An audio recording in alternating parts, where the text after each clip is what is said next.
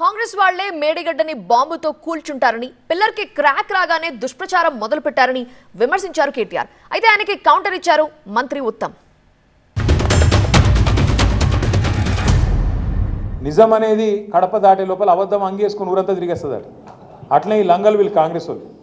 నా డౌట్ అయితే వాళ్ళే గులగొట్టింటారు. ఆ రోజు మేడిగడ్డ దగ్గర కూడా బాంబు గిమ్మ పెట్టి వీడియో ఏదో చేసింటాడు.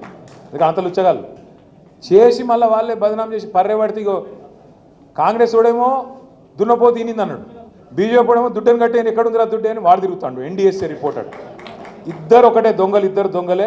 కాంగ్రెస్ వాడు బీజేపీ వాడు, ఇద్దరిని నమ్మద్దు, మనం అప్రమత్తంగా ఉండాలి. ఒక పెద్ద మనిషి నిన్న బాంబులు అది అని మాట్లాడుతున్నాడు.